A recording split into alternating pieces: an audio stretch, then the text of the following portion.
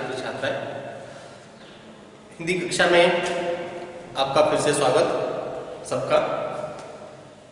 आशा है आप अच्छी तरह से पढ़ाई कर रहे होंगे, सभी वीडियोस अच्छी तरह से देखिए। जैसे उपन्यास 7 में मैंने दिल का दौरा और एंजाइना के बारे में बात किया, कुछ बातें मैंने कल बता दिया। आज उपन्यास 8 में दिल का दौरा और एंजाइना भाग दूसरा, इसमें मैं आपके सामने संक्षिप्त रूप से रखूंगा। और डॉक्टर यतीश अग्रवाल जी स्वास्थ्य से संबंधित बहुत सारी जानकारियां में दिए। एंजाइना रोग के लक्षण, एंजाइना किसे कहते हैं, हार्ट अटैक किसे कहते हैं, उसके लक्षण क्या है, किस उम्र की व्यक्ति में ये बीमारी आती है, उसके लिए क्या क्या कदम उठाना चाहिए, वो सभी बातें मैंने कल किया। उसके साथ ही आज जैसे क्या कहते हैं, एंजाइना और दिल का दौरा ये सामान्य तौर से घातक बीमारियों में से गिने जाते हैं। ये प्राणलेवा बीमारियां हैं जो इससे बड़ी सावधानी से हमें बचकर रहना चाहिए। कुछ जो विषय से संबंधित विशेषज्ञ होते हैं जैसे यतीश अग्रवाल जी, जो हमें सलाह दे रहे हैं इस रोग से बचने के लिए या बचाव के लिए हमें क्या क्या कदम उठाना चाहिए, उसके अनुसार हमें अनुकरण करना चाहिए। ये बातें हमें सभी हमारे स्वास्थ्य के लिए कहा जा रहा है, हमारे स्वास्थ्य को ठीक रखने के लिए कहा जा रहा है। इसलिए हमें इस विषय को अच्छी तरह से सुनकर इसका अनुकरण करने का प्रयास हमें करना चाहिए। जैसे उपन्यास 7 में मैंने बताया था कि जिसे क्या कहते हैं, एंजाइना और दिल के दौरे का निदान किस आधार पर किया जा सकता है। उसके बाद में आज नया विषय आपके सामने प्रस्तुत करूंगा। कल का जो अंतिम विषय था, लास्ट पॉइंट जिसे बोलते हैं, एंजाइना और दिल का दौरा, इसका निदान किस आधार पर किया जा सकता है, कैसे, किस क्या क्या बातें उसमें महत्वपूर्ण होते हैं। जिसमें बताया एंजाइना में मैंने बताया जैसे मरीज की स्थिति के ऊपर, इतिहास के ऊपर ध्यान देना चाहिए और घर में किसी को ये बातें ध्यान में रखना चाहिए। उसके साथ जैसे हाल्टर जांच मैंने बता दिया। हाल्टर जांच में जैसे लगभग रोगी को 20 से 70 घंटे तक, 20 से 70 घंटे, 40 से 20 से 70 घंटे तक उसे ECG मशीन लगाया जाता है। उसमें उसका जो रीडिंग होता है वो भी लिया जाता है। और जैसे क्या कहते हैं, उसके साथ ही कुछ बातें मैंने बता दिया, हाल्टर जांच वगैरह। और कुछ और भी बातें हैं जैसे ECG मशीन को शरीर पे हिस्से पर लगाने से वो आम तरह की जिंदगी जीना शुरू कर देता है। और हार्ट अटैक का निदान जैसे खास तौर पे ECG भी उसमें काम देता है, ECG रीडिंग। और उसके साथ साथ विशेष blood test, special blood test उसमें कुछ उसका निदान करने के लिए महत्वपूर्ण योगदान देते हैं। उसके साथ साथ अगर इससे नहीं हुआ तो वहां पर विशेषज्ञ बताना चाहते हैं बाइलोन एंजियोग्राफी, कोरोनरी एंजियोग्राफी वहां पर किया जाता है। कोरोनरी एंजियोग्राफी, ये कोरोनरी एंजियोग्राफी क्या होता है, जैसे एक रंगीन दवा तरल बनाकर, लिक्विड बनाकर उसे किसी धमनी में उसे छोड़ा जाता है और वो रंगीन दवा जहां तक जा रहा है उसका एक्सरे निकाला जाता है, चित्र फिल्म उतारा जाता है। उसके माध्यम से पता चलता है कि वो रंगीन दवा किस नली में कहां तक गया और कहां रुका हुआ, सिकुड़ा हुआ जगह का है, उसे समझने के लिए ये कोरोनरी एंजियोग्राफी वहां इस्तेमाल करते हैं। ये बातें जैसे एंजाइना और हार्ट अटैक का निदान हो गया। उसके बाद आज मैं चलता हूं नए विषय की तरफ। क्या एंजाइना का इलाज भारत में संभव है? सो ना, क्या एंजाइना का इलाज संभव है? इसमें मैंने बातें बता दिया जैसे हाँ संभव है। विशेष रूप से अगर प्रश्न आया क्या एंजाइना का इलाज संभव है, आपको बोलना है हाँ संभव है। जो एंजाइना में कोरोनरी धमनी जो प्रमुख दो होते हैं, उसके जो बड़े छोटे शाखा है, उनमें किसी भी रूप से अगर सिकुड़न आ गया, धमनी में सूजन आ गया, स्वेलिंग जिसे बोलते हैं, या वसा की परत जम गया या सिकुड़ गया, कोई भी कारण हो, उसे फुलाने के लिए, उसे सामान्य रूप से सामान्य तरीके से बनाने के लिए बहुत सारे, उस धमनी को फैलाव करने के लिए बहुत सारे ऐसे दवाएं हैं।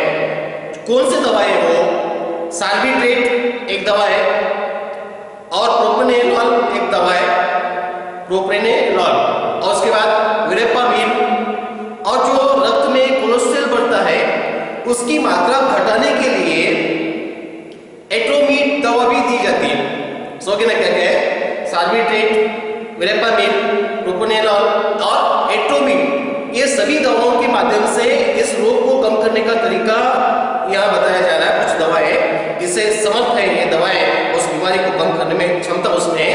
और उसके साथ वो बताना चाहते हैं क्या कहते हैं, अगर इससे नहीं हुआ, इन दवाओं से नहीं हुआ, तो वहां पर जो बड़े विशेषज्ञ हैं, डॉक्टर्स लोग हैं, वो क्या करते हैं, उस रोगी को ये दवाओं से ठीक नहीं हुआ तो बाइलोन एंजियोप्लास्टी, और उसके साथ साथ अगर बाइलोन एंजियोप्लास्टी से नहीं हुआ तो बाईपास सर्जरी किया जाता है। समझ ना, ये जो दवाएं ऊपर के दवाओं से अगर कम नहीं हुआ तो उसके लिए 2 कदम उठाते हैं, बाइलोन एंजियोप्लास्टी, और उसके साथ साथ अगर नहीं हुआ उससे भी तो बाईपास सर्जरी किया जा सकता है। उसके बाद दूसरा विषय क्या है, जैसे और हार्ट अटैक का इलाज कैसे किया जा सकता है। ये एंजियोग्राफी का एंजाइना का इलाज हुआ, एंजाइना के इलाज में क्या क्या किया जा सकता है, बहुत सारे दवाओं के नाम मैंने बताया। वो दवाओं से अगर कम नहीं हुआ तो बाइलोन एंजियो तकनीक को अपनाते हैं, और उससे भी नहीं हुआ तो बाईपास सर्जरी का रास्ता अपनाते हैं। और ये एंजाइना हो गया। उसके बाद हार्ट अटैक का इलाज कैसे किया जा सकता है, वहां पर भी कुछ बातें ध्यान में रखना चाहिए। हार्ट अटैक का इलाज समझ लेना, बहुत अच्छी तरह से ध्यान में रखिए। हार्ट अटैक में रोगी की स्थिति के ऊपर ध्यान रखना चाहिए। रोगी की स्थिति बहुत महत्वपूर्ण होता है। अगर उसकी स्थिति बहुत ही नाजुक रहा तो आपको जल्द से जल्द उसे अस्पताल पहुंचाना चाहिए। समझे ना, अस्पताल पहुंचाने के बाद सबसे पहले आपको काम करना जल्दी से क्या करना चाहिए, अस्पताल पहुंचाना चाहिए। और उसके साथ जैसे धमनी को सरल सामान्य बनाने के लिए समझे ना क्या कहते हैं, स्ट्रेप्टोकाइनेज या यूरोकाइनेज नामक जो दवा होता है, आप जान रहे हैं। जैसे अगर जल्द से जल्द आप रोगी को अस्पताल लेके गए, उस अस्पताल में अगर बहुत सारी सुविधाएं, सब कुछ सुविधाएं, तो सबसे पहले उसे क्या करना चाहिए, स्ट्रेप्टोकाइनेज और यूरोकाइनेज, ये 2 दवाएं इंजेक्ट किया जा सकता है धमनी में। स्ट्रेप्टोकाइनेज और यूरोकाइनेज ये इंजेक्ट करने के बाद वो धमनी सामान्य बनने की क्षमता रख सकता है। अगर उस समय भी नहीं हुआ तो समझ के ना क्या कहते हैं, अगर उससे भी नहीं हुआ, इंजेक्शन नहीं हुआ, तो वहां पर जैसे दिल की धड़कन बिगड़ने का चांसेस होता है, बहुत ही संभावना है, दिल की धड़कन बिगड़ने की संभावना है। उस समय समझ के ना क्या कहते हैं, बहुत सारे दवाएं और उसके साथ साथ पेसमेकर की जरूरत होती है। अब ये दवा और पेसमेकर से समझ के ना उस स्थिति में रोगी कड़ी से कड़ी डॉक्टर की निगरानी में होना चाहिए। ये हार्ट अटैक का इलाज कैसे किया जा सकता है उसके बारे में मैं संक्षेप में बता रहा हूँ। सबसे पहले क्या करना चाहिए, रोगी की स्थिति, उसके बाद समझ के स्ट्रेप्टोकाइनेज और या यूरोकाइनेज, अगर वहां पर सुविधा है तो इंजेक्ट करना चाहिए। तो उससे नहीं हुआ समझ के क्या कहते हैं, इसे दवा, उसके साथ साथ पेसमेकर की भी जरूरत होती है। और रोगी उस समय पर कड़ी से कड़ी डॉक्टर की निगरानी होना चाहिए, उसे समय समय पर दवा देना चाहिए और समय समय पर उसे ऑक्सीजन देना चाहिए। ये ऑक्सीजन की वहां पर संभावना कर सकते हैं। इस प्रकार से एंजाइना और हार्ट अटैक का इलाज किया जा सकता है। उसके बाद समझे ना क्या कहते हैं, एंजाइना में मैंने बताया था बाइलोन एंजियोप्लास्टी तकनीक और अथवा बाईपास सर्जरी मैंने बताया था। ये बाइलोन एंजियोप्लास्टी तकनीक क्या होता है, बाइलोन एंजियोप्लास्टी तकनीक मैं आपको बता रहा हूं, जिससे रोगी के हृदय में जो धमनी होता है, सामान्य धमनी अगर है तो इसमें से खून आसानी से संचरण करता है। अगर धमनी में किसी भी रूप से सिकुड़न आ गया, समझ गए क्या कहते हैं, अगर सिकुड़न आ गया तो वहां पर रक्त यहां अवरुद्ध होता है, रक्त आगे नहीं बढ़ पाता। या समझ गए ना, इसमें अगर नदी में धमनी में वसा की परत जम गया, अंदर वसा का परत जम गया, स्वेलिंग है अंदर से, तो यहां पर भी ये रक्त आगे नहीं जा सकता। तो इसलिए इस समय पर बाइलोन एंजियोप्लास्टी तकनीक क्या है मैं आपको बता रहा हूं। ऐसे समय पर मरीज के बाह का सिरा का, टांग का सिरा या बाह का सिरा काट कर इस नली में, समझ गए क्या कहते हैं, इस नली में क्या करते हैं, एक ट्यूब छोड़ देते हैं। इस नली के अंदर, इस धमनी के अंदर ट्यूब छोड़ देते हैं और इस ट्यूब के अंदर और एक ट्यूब, आप जानते हैं जैसे ये जो होता है उसके अंदर और एक ट्यूब छोड़ देते हैं। ये जो दूसरा वाला ट्यूब है, नली है, इस नली को गुब्बारा बांधते हैं सामने। आप जानते हैं जैसे नली को क्या करते हैं, बाहर से इसे गुब्बारा बांधा जाता है। समझे ना, गुब्बारा बांधा जाता है, गुब्बारा मतलब बलून, समझे ना, फुग्गा जिसे बोलते हैं। ये नली जाने के बाद यहाँ तक प्रवेश किया, यहाँ पर बैलून होता है, बलून होता है, समझे ना, गुब्बारा होता है। और जो धमनी में नली, नली में और एक नली, जो दूसरी नली है उसको बलून बांधकर, गुब्बारा बांधकर उसे अंदर प्रवेश कराते हैं जहां तक ये रुका हुआ है। वहां पर जाने के बाद ये जो दूसरी नली है, ये इसके अंदर हवा मारा जाता है, समझे ना, एयर फिल किया जाता, हवा मारा जाता। जैसे ही ये जो बलून छोटा था वो हवा मारने से बड़ा बन जाता है, समझे ना। यहाँ पर जो है इसे क्या कहते हैं, ये बड़ा बनने के बाद इसे रास्ता खोल देता, या सिकुड़ा हुआ है यहाँ पर बड़ा होने के इसे सामान्य रूप से कर देता, खोल देता हूं, समझे ना। सिकुड़ा हुआ है या वसा की परत जम गया उसे पास करके और जिसे क्या कहते हैं फिर से सामान्य रूप से रक्त संचरण शुरू हो जाता है। ये बाइनोल एंजियोप्लास्टी तकनीक आप जानते हैं। इसके बाद अगर इससे भी नहीं हुआ शुरुआत में, समझिए ना, क्या कहते हैं धमनी की शुरुआत में ऐसे काम हो गए तो ये सब कुछ कर सकते हैं। धमनी की शुरुआत में बाईपास सर्जरी में ये किया जा सकता, बांह का टांग का सिरा या बांह का सिरा काट कर, समझिए ना, क्या कहते हैं टांग के टुकड़े को काट कर, नली छोटा सा नली, समझिए ना, नर्व को काट के, नर्व को काट के, धमनी को काट के, समझिए ना, दिल के कौन से हिस्से में रक्त संचरण नहीं हो रहा है। मैंने कल आपको जैसे दिल का चित्र उतारा था मैंने, अगर दिल, समझिए ना, क्या कहते हैं इस प्रकार से वास्तव में, समझिए ना, क्या कहते हैं ये जो है धमनियां होते हैं इसके छोटे बड़े, समझिए ना, क्या कहते हैं अगर हृदय, समझिए ना, क्या कहते हैं छोटे बड़े हो जाते हैं, नर्व्स होते हैं। इसमें अगर हृदय के किसी हिस्से में यहाँ पर क्या किया जा सकता है, अगर इस हिस्से में रक्त संचरण नहीं हो रहा तो उस समय यहां से इस धमनी से, समझिए ना, यहां जोड़ देते हैं उसे, दूसरी नली, ये नली उठाकर यहां पर रख देते हैं। ये जो नली है इसे यहां से ज्वाइन करके फिर इसके हिस्से को दे देते हैं। ये जो बीच वाली जो नली काम नहीं कर रहा था ना, इसकी वजह से बाईपास सर्जरी में टांग का सिरा का टुकड़ा निकाल के जिस हिस्से में रक्त नहीं संचरण हो रहा था उस रक्त को क्या कर देते हैं आगे जोड़कर उसे संपूर्ण रूप से पूरा करने के लिए, ये काबू करने के लिए बाईपास सर्जरी किया जा सकता है।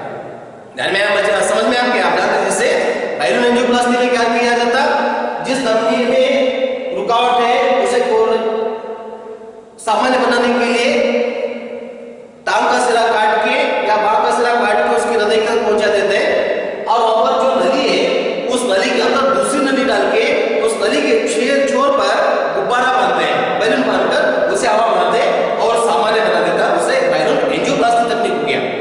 और बाईपास सर्जरी में हृदय के हिस्से को, समझिए ना, जिस हिस्से को रक्त नहीं मिल रहा है उस हिस्से को रक्त पहुंचाने के लिए जो बीच वाला नली काम नहीं कर रहा था, उदाहरण के लिए, समझिए ना, क्या कहते हैं अगर वो आपको समझ में नहीं आ रहा, क्या कहते हैं वास्तव में, अगर ये नली काम नहीं कर रहा, यहाँ पर सिकुड़ा हुआ है तो यहां से इधर ज्वाइन करा देते हैं,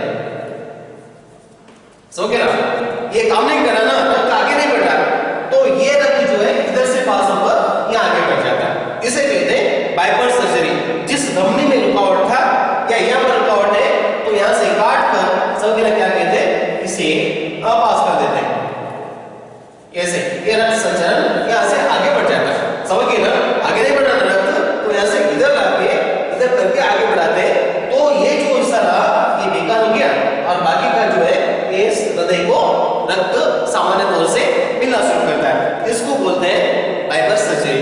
आप जानते हैं, जैसे बहुत अच्छी तरह से अगर आप कक्षा में होते तो शायद मैं आपको अच्छी तरह से वीडियो दिखा सकता था, उसका फोटोज दिखा सकता था, पिक्चर्स दिखा सकता था, समझ गए ना, लेकिन आप यहाँ पर नहीं दिखा सकते। ये जस्ट मैं कोशिश कर रहा हूँ कि बाइनोल एंजियोप्लास्टी और बाईपास सर्जरी क्या होता है उसके बारे में 2-4 बातें मैंने की। फिर आगे क्या कहते हैं, समझ गए क्या कहते हैं, जैसे बाइनोल एंजियोप्लास्टी तकनीक क्या है और उसके बाद सबसे बड़े कारण ये एंजियोग्राम में जो होता है ना, सबसे बड़ा कारण क्या है, जो धमनी में वसा का परत जम जाना। सबसे बड़ा कारण ध्यान रखिए, वसा का परत जम जाना उसके बाद ही उसे बोलते हैं वसा की परत बोलते तो या आप जानते हो उसके अंदर ही हिस्से में परत जम जाना, मैला मैला जिसे बोलते थे। सबसे बड़ा कारण एंजियोना में सबसे बड़ा कारण क्या है? वसा का परत जम जाना। ये वसा की परत को खोलने के लिए बाइलोन एंजियोप्लास्टी या पाइपर सर्जरी कर देते हैं। सब के नाम जानते हैं, जैसे ये रहा बाइलोन एंजियोप्लास्टी और पाइपर सर्जरी। उसके बाद ये बाइपर सर्जरी सब के नाम क्या कहते हैं? बाइपर सर्जरी में कितना खर्च आता है, ये भारत में संभव है क्या नहीं? आप जानते हैं जैसे बाइपर सर्जरी इसे कहते हैं, मैंने जैसे बताया ये कितना खर्च आता है भारत में, कितना खर्च आता है सब क्या कहते हैं, जैसे वास्तव में कितना खर्च आता है ये मालूम होना चाहिए। क्या भारत में संभव है? आप बोला भारत में संभव है, सब है ना? बहुत सारे ऐसे अस्पताल है भारत में। कौन से अस्पताल है? मेट्रो सिटी जिसे बोलते हैं, सब है ना? दिल्ली आयुर्विज्ञान संस्थान, ये आयुर्विज्ञान संस्थान में दिल्ली के यहाँ पर भी संभव है, बाइपास सर्जरी करते हैं। और पेरम्बूर के दक्षिणी रेलवे अस्पताल में उसका इलाज किया जा सकता है। उसके साथ बॉम्बे मुंबई के केईएम हॉस्पिटल में भी इसका इलाज संभव है। आप जानते हैं, और जैसे क्या कहते हैं बत्रा हॉस्पिटल, इसमें भी संभव है। ऐसे बहुत सारे अस्पताल के नाम है जो भारत में बाइपास सर्जरी करने में अपनी क्षमता रखते हैं। इसे बड़े सफलतापूर्वक, वो भी सब के नाम जानते हैं, सफलतापूर्वक ये अस्पताल में बाइपास सर्जरी काम किया जा सकता, ये इलाज किया जा सकता। और इसके लिए कितना खर्च आता भारत में? एटी अग्रवाल के अनुसार मैं आपको बता रहा हूं, बाइपास सर्जरी में कम से कम 20,000 और ज्यादा से ज्यादा 50,000 बोल के इस किताब के माध्यम से मैं बता रहा हूँ। सो क्या कहते हैं, ये डॉक्टर जाने मरीज जाने, लेकिन कम से कम इस किताब के अनुसार मैं बता रहा हूँ। यतीश अग्रवाल ने बताया, उसमें क्या बता रहे हो? बाइपास सर्जरी में कम से कम 20,000 से लेकर 50,000 तक खर्चा आ सकता है। समझ रहे? किसमें? बाइपास सर्जरी में भारत में संभव है। और कौन से अस्पताल है आप जानते हैं, जैसे पेरम्बूर का दक्षिण रेलवे अस्पताल, दिल्ली का आयुर्विज्ञान संस्थान, पेरम्बूर सब के नाम क्या कहते हैं? बत्रा अस्पताल। ये सभी अस्पताल जो है सब के नाम क्या कहते हैं? और मद्रास का अपोलो अस्पताल, ये मद्रास के अपोलो अस्पताल में इसका इलाज किया जा सकता है। ऐसे बहुत सारे अस्पताल है, अभी किया जा सकता है बाइपास सर्जरी बड़ी सफलतापूर्वक। और उसके बाद क्या बताना चाहते हैं, दूसरी बात जैसे क्या कहते हैं हृदय रोग से बचाव के लिए, सब के नाम क्या कहते हैं? हृदय रोग से बचाव के लिए जिनमें ये रोग होता है, क्या रोग होने वाला है, अगर जैसे इस रोग से बचाव के लिए जिनमें रोग है या जिनमें रोग होने वाला है, समझ गए ना? उस रोग को काबू में रखने के लिए क्या करना चाहिए? ये बीमारी किसमें है, समझ गए ना? या बीमारी को बचाव है, उसके बचाव के लिए क्या क्या करना चाहिए? आप जानते हैं, जैसे सबसे पहले यतीश अग्रवाल बताना चाहते हैं क्या क्या करना चाहिए काबू में रखने के लिए। सबसे पहले तो ध्यान में रखना, इस बीमारी को काबू में रखने के लिए शारीरिक व्यायाम बहुत ही महत्वपूर्ण है। शारीरिक व्यायाम करने के लिए बता रहे हैं। और सुबह शाम जो सैर होता है, समझ गए ना, जैसे वॉकिंग बोलते हैं, मॉर्निंग एंड इवनिंग, समझ गए ना? आप जानते हैं जो सैर होता है सुबह शाम का, ये दिल के रोगियों के लिए भी ठीक है। लेकिन शाम का जो समय है, जो खाने के बाद जो दिल की बीमारी के मरीज होते हैं, ये लोग बिना डॉक्टर के सलाह से सैर पर न जाए, क्योंकि उस समय उन रोगियों के लिए ठीक नहीं है।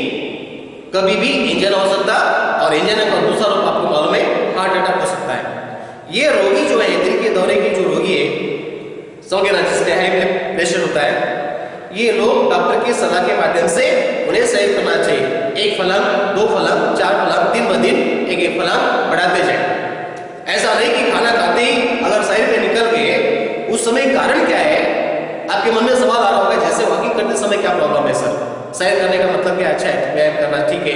ये खाने के बाद, रात के खाने के बाद कुछ लोग बोलते हैं अच्छा है, लेकिन दिल के रोगियों के लिए शाम के बाद, रात में खाने के बाद तो ये सैर करना अच्छी बात नहीं है। कौन बता रहे?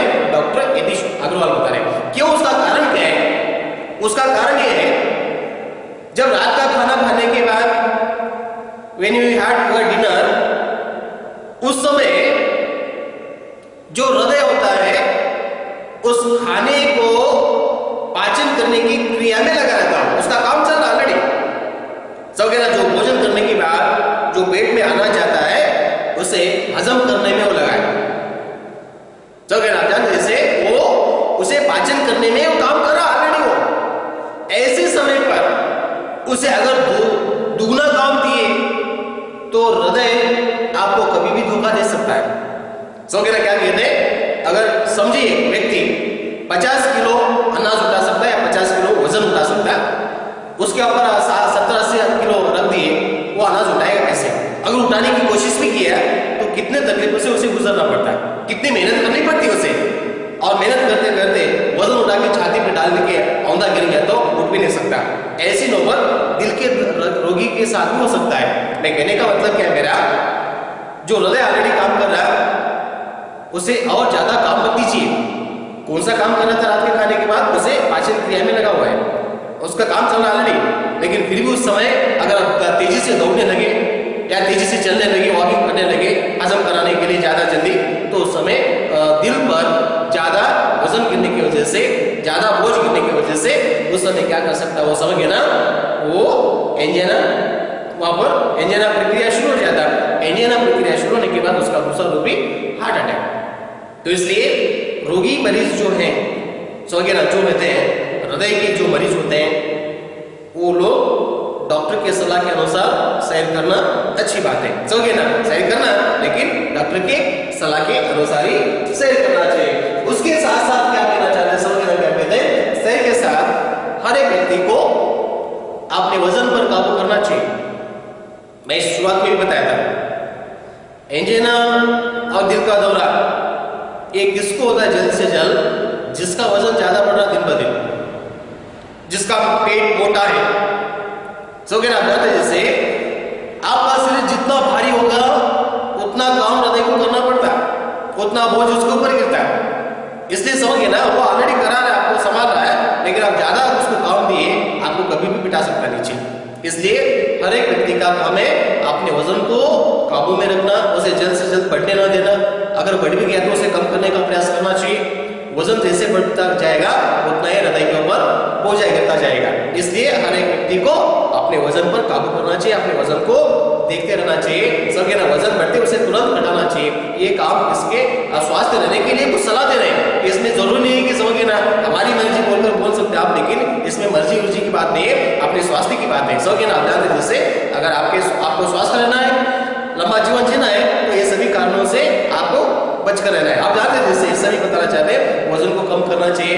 उसके साथ ही क्या बताना चाहते हैं, समझे ना, आजकल जैसे क्या है मानसिक तनाव जिसे बोलते हैं, मानसिक तनाव समझिए ना, इससे पहले मैंने बात किया, मानसिक तनाव मतलब जो प्रतिकूल परिस्थिति को स्वीकारने की क्षमता कुछ लोगों में नहीं होती। समझे घाटा हुआ, नुकसान हुआ, व्यापार में नुकसान हुआ, कुछ कार्यों में नुकसान हुआ, पैसे में नुकसान हुआ, समझ गए ना, या घर दरबार में झगड़ा बिगड़ा हो गया, भाई बंधुओं में झगड़ा हो गया, लोगों से झगड़ा हो गया, या जमराने, संस्थाओं में जमराने, अपने साथ काम करने वाले अच्छी तरह से उसके साथ बर्ताव नहीं करे, ये क्या है, सभी उसको क्या बोलते हैं, टेंशन जिससे बोलते हैं। देखो मानसिक तनाव से गुजरने वाला भी व्यक्ति इसका शिकार बन सकता है। कभी उसे एंजिना और दिल का दौरा गिर सकता है, तो ना कभी भी उसे दिल का दौरा और एंजिना हो सकता है। इसलिए समझे ना क्या कहते हैं, मानसिक तनाव से वजन को काबू में रखना, और क्या कहना चाहते हैं, और रोज सुबह शाम थोड़ा सा टहलते रहना, सैर करते रहना, तो मानसिक स्थिति कैसी है सकता उसके इंसान की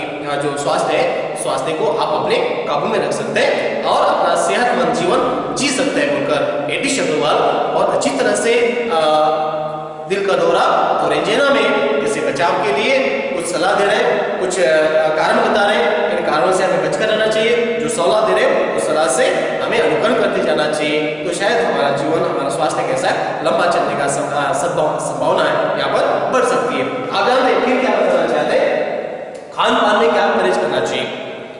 ये सभी तो बातें ठीक है, ऊपर की बातें। खान पान में क्या परहेज करना चाहिए, क्या नहीं करना चाहिए, सामान्य इंसान को क्या नहीं करना चाहिए, क्या क्या करना चाहिए, समझे ना क्या कहते हैं। यदि शास्त्रों के अनुसार जो चिकित्सा विशेषज्ञ होते हैं, जो समझे ना क्या कहते हैं, स्पेशलिस्ट जो होते हैं, सब्जेक्ट्स, वो बताना चाहते हैं कि सबसे पहले तो तले हुए पदार्थ से हमें दूर रहना चाहिए, तले हुए पदार्थ और वसा वाले पदार्थ, वसा वाले पदार्थ और तले हुए पदार्थ। मैंने बताया था वसा वाले पदार्थ बोले तो जैसे समझिए ना, एंजाइना कब होता है, उसका सबसे बड़ा कारण क्या है, धमनी में वसा का परत जम जाना, ये सबसे बड़ा कारण है। वसा का परत जम जाना मतलब नली के अंदर, धमनी के अंदर मैल बैठना, मैला, समझ ना, वैसे बोलते हैं वसा की परत जम जाना।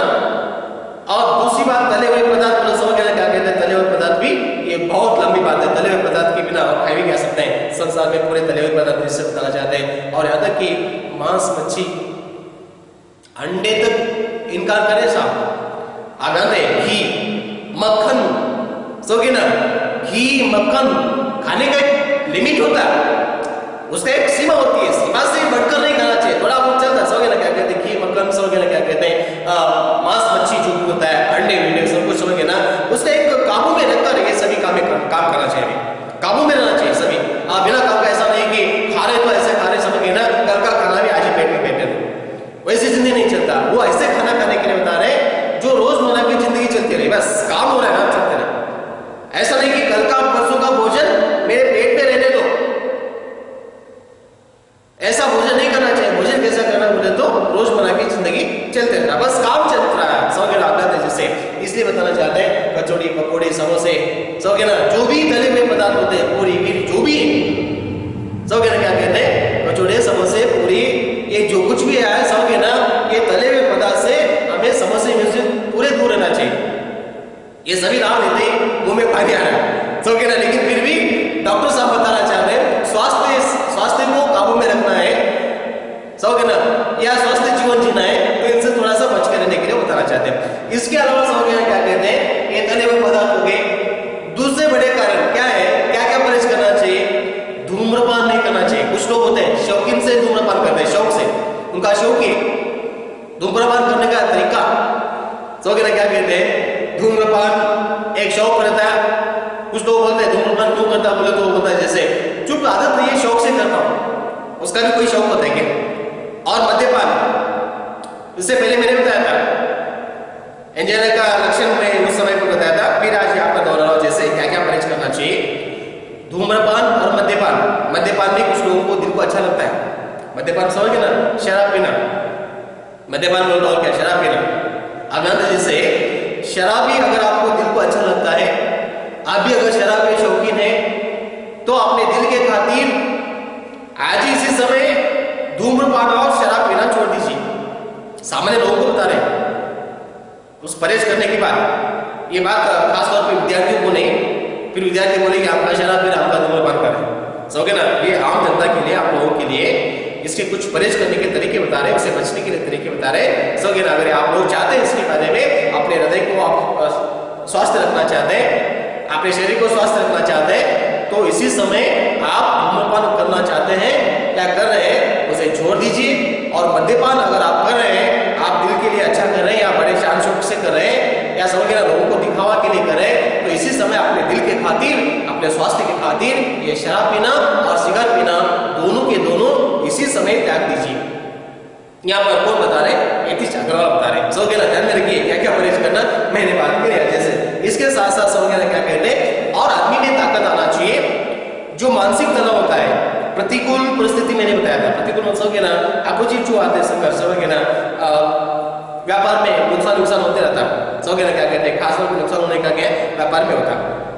और कुछ लोग समझ ना क्या कहते हैं, ये कर्ज बोलते हैं ना, इंटरेस्ट से पैसा देते हैं, इंटरेस्ट से पैसा देके जो सामने वाला पार्टी है, पैसा भी इंटरेस्ट भी नहीं दिया, वो पैसा भी नहीं दिया, उधर ही चला गया, तो क्या इसमें भी आदमी को सदमा लग सकता है। लाखों रुपए दिया उसे भरोसा करके, और महीना उसे इंटरेस्ट दे रहा, इंटरेस्ट देते समय बहुत मजा आ रहा, उसको अच्छा लग रहा, बैठे बैठे पैसा आ रहा बोला, लेकिन जो पैसा लिया वो इंटरेस्ट से, वो ब्याज भी नहीं देना, और जो पैसा था वो भी नहीं देना, वो गया।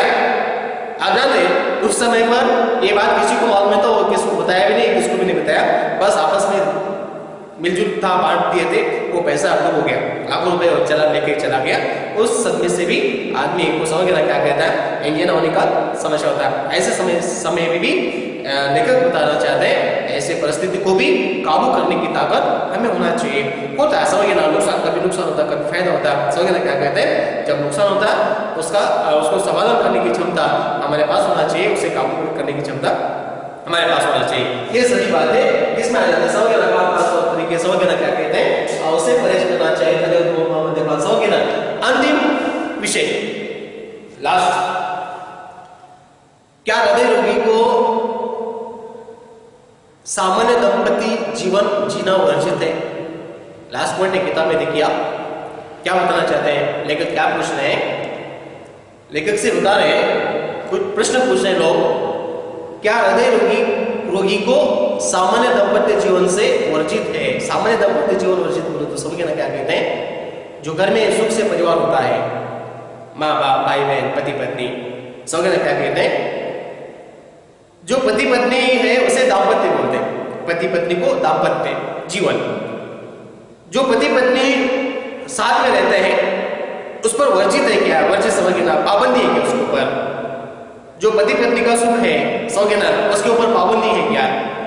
सामान्य को बताना चाहते हैं कदापि नहीं, आप पति पत्नी का सुख भोग सकते हैं, दाम्पत्य जीवन का सुख भोग सकते हैं आप यहां पर, लेकिन कुछ सीमाएं बांध कर रखना चाहिए।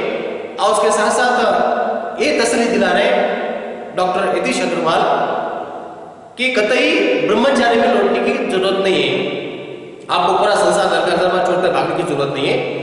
आप अपने परिवार के साथ खुशी खुशी से घर में रह सकते हैं, समझे ना, परिवार के साथ मिलजुल कर रह सकते हैं। ये यहाँ पर तसल्ली देते हुए, लेकिन कुछ सीमाएं बांधने की बात यहाँ पर लेखक यतीश अग्रवाल यहाँ पर हमें बताना चाहते हैं। तो ये बातें ध्यान में रखिए, समझ ना क्या कहते हैं। सबसे पहले तो एंजाइना, दिल का दौरा एंजाइना कैसे कहते हैं, मैंने बताया था ये 2 रूप है हृदय रोग के, समझे ना, कौन से एंजाइना और दिल का दौरा, ये 2 रूप है, समझे ना। उसके साथ ही क्या बताना चाहते हैं, और ये किन कारणों से होता है उसके कारण मैंने बताया था, समझे ना क्या कहते हैं। एकांत में जिंदगी नहीं जीना चाहिए, धूम्रपान जो भी मद्यपान जो भी है उसके कुछ कारण है, समझिए ना। और एक किस उम्र का बीमारी है, 45 वर्ष के बाद की बीमारी है, समझिए ना। किन व्यक्तियों में दिखाया जाता है, ज्यादा 45 साल होने के बाद व्यक्तियों में ये बीमारी देखा जा सकता है, समझिए ना क्या कहते हैं। फिर उसके बाद कल बता दिए कुछ बातें, समझिए ना, हृदय रोग के बचाव के लिए हमने क्या क्या किया, समझिए ना क्या कहते हैं। ये रोग के लक्षण क्या क्या है, लक्षण भी मैंने बता दिया। आप जानते हैं एंजाइना के लक्षण क्या है, सीने में बाईं ओर दर्द होते हैं, समझिए ना, मिट्टी की शिकायत होती है, पसीना छूटता है, समझिए ना, थका सा महसूस होता है, ये सभी बातें उसमें आ गए। और हार्ट अटैक में लक्षण क्या है, समझिए ना, हार्ट अटैक में लक्षण क्या हो जाते हैं। वैसे एंजाइना का जो दूसरा रूप है, जो मृत्यु का पर्यायवाची रूप, वही दिल का दौरा, हार्ट अटैक जिसे बोलते हैं, उसमें क्या लक्षण आते हैं, सीने में बाईं ओर प्राण लेवा दर्द होते हैं। एंजाइना में रुक कर दर्द दे रहा था, जोर से दर्द दे रहा था, लेकिन हार्ट अटैक में प्राण लेवा दर्द, ऐसा दर्द हो रहा है कि आदमी महसूस कर रहा है कि अब ये मरने वाला है, खुद को ऐसा महसूस कर रहा है कि वो बचने वाला नहीं है, इतना भयंकर रूप से दर्द दे रहा। वो भी कैसे, बाईं ओर सीने के अलावा गर्दन, कंधा, हाथ, उंगलियां, यहाँ तक कि पैरों की उंगली तक उसे जोर से धक्के मारे जैसा भयंकर रूप से दर्द दे रहा, समझिए ना। ये सभी लक्षण उसमें भी इस दर्द के साथ साथ क्या बताना चाहते हैं, मिट्टी की शिकायत होना, क्या कहते हैं, और जैसे चुभन सा होना अंदर पेट में, थका सा महसूस होना, पसीना छूटना, ये सभी लक्षण किसके हैं, हार्ट अटैक के लक्षण है। आप जानते हैं, फिर वो बताना चाहते हैं कि ऐसे लक्षण और किसी अन्य बीमारी में है या केवल मात्र एंजाइना हार्ट अटैक है। ऐसा नहीं कि यतीश अग्रवाल वहां पर साफ बता दे रहे हैं कि पसीना छूटना, थका महसूस होना, मिट्टी की शिकायत होना, सीने में दर्द देना, कंधे में दर्द देना, पैरों में, हाथों में दर्द देना, केवल मात्र हार्ट अटैक और एंजाइना का दर्द है। इसके अलावा भी कुछ बीमारी, ऐसा नहीं कि सब सडन बोल के पसीना छूट गया बोलेंगे और जैसे लक्षण ऊपर है हार्ट अटैक होने वाला है, समझ ना। फिर बोलेंगे जैसे क्या कहते हैं, गर्दन में दर्द दे रहा, हार्ट अटैक होने वाला है, सीने में दर्द दे रहा, हार्ट अटैक होने वाला है, मिट्टी की शिकायत हो रहा है, हार्ट अटैक होने वाला है, ऐसा थोड़ी बात है। ये दूसरी बीमारी में बताना चाहते हैं, पोस्टकोंड्राइटिस बीमारी। कौन सी बीमारी, पोस्टकोंड्राइटिस बीमारी, समझ गए ना, जहां हमारे छाती के अंदर जो पसली से समझे ना, जो कास्टिल स्थल होता है, जो संगम होता है, जो हड्डी का ढांचा मैंने कल बताया था, हड्डी का ढांचा जहाँ मिलन होता है, ज्वाइंट है, वहां पर दर्द देता है, ये कोस्टोडाइटिस बीमारी बोलते हैं। इसमें भी कैसे एंजाइना और दिल का दौरा जैसे लक्षण उभर सकते हैं। कैसे कैसे लक्षण? और छाती में, सीने में दर्द देना, जोर जोर से दर्द, मतलब इसमें थोड़ा सा अलग है। एंजाइना दिल का दौरा में रुक रुक को दर्द दे रहा था, इसमें क्या है, लगातार दर्द है, ऐसा लग रहा है कि भारी वजन सा हो गया ना। उसके साथ साथ गर्दन में दर्द देना, हाथ में दर्द देना, पैरों में दर्द देना, मिट्टी की शिकायत होना, थकासा महसूस होना, पसीना छूटना और चुभन सा होना। चुभन मतलब समझ गए ना क्या कहते हैं? कभी कभी जो जल्दीबाजी में खाना खा लेता व्यक्ति तो ठीक तरह से हजम नहीं होता जल्दी, उस समय भी पेट में चुभन शुरू हो जाता, वहां पर मिट्टी की शिकायत हो सकती है, चक्कर आता है, पसीना छूटता है, समझ गए, उस समय भी थकासा महसूस होता है। ये सभी लक्षण मामूली है, इसके ऊपर ज्यादा सोचने की जरूरत नहीं है बोलकर कोस्टोडाइटिस नामक बीमारी जैसे घातक बीमारियों से वहां पर बता दिया। उसके साथ साथ जैसे उनके निदान बता दिया, एंजाइना का निदान कैसे किया जा सकता, दिल का दौरे का निदान कैसे किया जा सकता, उसकी मैंने बताया। एंजाइना का समझ क्या कहते हैं, रोगी के इतिहास के ऊपर ध्यान देना चाहिए, इतिहास बहुत ही महत्वपूर्ण होता है। ईसीजी मशीन पर समझ ना उसका रिकॉर्डिंग करना चाहिए। फिर क्या समझ ना ट्रेडमिल जैसे होता है, जो खास मशीन पर उसको दौड़ाया जाता है, उसका रीडिंग लिया जाता। और हार्टर जांच में समझ ना 20 से 70 घंटे तक, 40 से 70 घंटे तक उसको क्या करते हैं, वास्तव में समझ ना ईसीजी मशीन पर दौड़ाते हैं, समझ ना उसका भी ये हो जाता है, वो भी खास तौर पर समर्थ हो जाता है उस बीमारी को पहचानने के लिए। उसके साथ साथ क्या कहते हैं, ईसीजी छोटी सी मशीन रोगी के शरीर पर किसी पर बिठाकर उसे सामान्य जिंदगी जीने के लिए भी यहाँ पर चलाते हैं। और हार्ट अटैक में समझ ना क्या कहते हैं, हार्ट अटैक में भी ईसीजी रीडिंग बहुत महत्वपूर्ण होता है और खास तौर से ब्लड टेस्ट महत्वपूर्ण होते हैं। रक्त जांच होता है ना, ये भी बहुत महत्वपूर्ण होता है। जो रक्त जांच से समझ ना होने के बाद जैसे क्या कहते हैं, रक्त जांच से नहीं हुआ तो आप क्या कहते हैं, कोरोनरी एंजियोग्राफी मैंने बता दिया, समझ गए ना। कोरोनरी एंजियोग्राफी में मैंने बता दिया क्या किया जाता, रंगीन दवा, कलर डाई किसी धमनी को काट कर पैर के उसके अंदर वो दवा डालते हैं। वो दवा कहां तक जाता है, जहां पर सिकुड़ा हुआ है, जहाँ वसा की तरह जम गया, वहां तक जाने के बाद ये पता चलता है, जो रंगीन दवा डालने के बाद शरीर का समझ ना क्या कहते हैं, स्कैन लेते, समझ ना क्या कहते हैं, एक्सरे लेते हैं। एक्सरे लेने के बाद, फोटो फिल्म लेने के बाद, चित्र उतारने के बाद उनको डॉक्टरों को ये पता चलता है कि ये रंगीन दवा जाकर किस नली में कहां तक रुका हुआ है। तो उस समय पर समझ क्या कहते हैं, उसका दूसरा रूप भी मैंने बता दिया। हार्ट अटैक और एंजाइना का इलाज कैसे करते हैं वो भी मैंने बता दिया, आज ही बता दिया। एंजाइना का इलाज समझ ना क्या कहते हैं, बहुत सारे दवाओं से दिया जा सकता है, जहाँ सिकुड़ा हुआ है। और उसका सबसे बड़ा कारण क्या है, एंजाइना होने का कारण क्या है, सिकुड़ने का कारण, धमनी सिकुड़ने का कारण। और एक बार बता रहा हूँ, वसा का परत जम जाना, वसा का परत जम जाना, समझ ना क्या कहते हैं, उसमें क्या कहते हैं, न्यूक्लियर स्कैन भी करते हैं। जो दिल का कितना हिस्सा दौरे की चपेट में आकर बेकार हो, उसे मुगा टेस्ट कहते हैं। ध्यान रखिए, मुगा टेस्ट किसे कहते हैं, दिल का कितना हिस्सा दौरे की चपेट में आकर बेकार हुआ है उसे मुगा टेस्ट बोलते हैं, समझ ना। और क्या कहते हैं, जैसे ये कोरोनरी एंजियोग्राफी की बात मैंने किया, एक्सरे लेने गया, उससे पता चलता है कि टाई कहाँ तक जाकर रुका कलर। उसके बाद उसे समझ ना क्या कहते हैं, बाइलोन एंजियोप्लास्टी और समझ ना क्या कहते हैं, बाईपास सर्जरी मैंने आज बात किया। उससे पहले की बात जैसे बहुत सारे दवा भी देखकर देखते हैं, सार्बिट्रेट, प्रोपोनेलॉल, समझ ना, यूरापेमेन, समझ ना आप जानते हैं, जैसे एट्रोमेट, ऐसे बहुत सारे मेरे पास में समझ ना बहुत सारे दवा देकर धमनी को खुला करने का प्रयास करते हैं। अगर नहीं हुआ तो बाइलोन एंजियोप्लास्टी लेते हैं, समझ ना, बाइलोन एंजियोप्लास्टी और बाईपास सर्जरी का सहारा लेकर। बाइलोन एंजियोप्लास्टी तकनीक तो मैं आपको अच्छी तरह समझा दिया। बाहर की शिरा को काट कर उसके अंदर नली, नली के अंदर और एक नली, जो तीसरी नली है या दूसरा समझ ना, धमनी के अंदर जो दूसरी नली डालते हैं, नली के अंदर नली, जो दूसरी नली के छेद पर क्या बनाते हैं, छोर पर गुब्बारा बांधते हैं, बलून बांधते हैं, समझ ना। और जिस जगह पर जाकर सिकुड़ा हुआ है या वसा की परत जम गया, वहां जाने के बाद उसे हवा मारते हैं। और हवा मारने के बाद समझ क्या कहते हैं, वो जैसे बलून फूल गया तो धमनी खुल जाती है और रक्त संचारण शुरू हो जाता है। इससे भी नहीं हुआ तो वो क्या करते हैं, बाईपास सर्जरी मैंने बता दिया। बाहर का सिरा, टांग का सिरा काट कर इतना सा टुकड़ा समझ ना, तो उसे बाईपास करते हुए जिस जगह सिकुड़ा हुआ है उस जगह को छोड़ के यहाँ से यहाँ जोड़ देते हैं। जैसे मैंने आपको यहाँ बता दिया, समझ ना क्या कहते हैं, यहाँ पर अगर रुका हुआ है रक्त तो यहाँ से ऐसे बाईपास सर्जरी करते हुए रक्त को आगे बढ़ाते हैं। ये सभी बातें ध्यान में समझ गए ना आप क्या कहते हैं। इसके अलावा बहुत सारी बातें मैंने बता दिया, जिन रोगियों में आप काबू में करने के लिए क्या क्या करना चाहिए वो भी ध्यान में रखिए। उसके साथ साथ क्या कहते हैं, खान पान में क्या परहेज करना चाहिए ये भी मैंने आपको बता दिया। और दाम्पत्य जीवन के भी बारे में मैंने बता दिया। तो बस आज का पार्ट ऑफ ऑनर्स यहीं पर समाप्त होता है। इस पाठ के अंत में जो एंजाइना और दिल का दौरा इस विषय के बारे में यतीश अग्रवाल जी ने अच्छी तरह से हमें समझाई हिंदी भाषा में। बहुत अच्छा लगा मुझे समझ ना क्या कहते हैं, क्योंकि कुछ भाषा ऐसा है, कुछ वस्तु ऐसे होते हैं, कुछ विषय ऐसे होते हैं जो आदमी को अच्छी तरह से समझ में आते हैं। तो शायद समझ ना क्या कहते हैं, कदम उठाने की बातें मैंने बता दिया। जैसे एंजाइना का अगर लक्षण दिखाई दे, हार्ट अटैक का लक्षण, समझ ना क्या करना, रोगी को पीठ के बल पर सुलाना चाहिए और समय जल्द से जल्द डॉक्टर को बुला भेजना चाहिए। ध्यान में रखिए। आप जानते फिर उसके बाद अगर रोगी पहले से ही बीमार का शिकार है तो उसके पास से कोई दर्दनाशक दवा उसकी जीभ के नीचे रखना चाहिए, वो चूसता रहता है।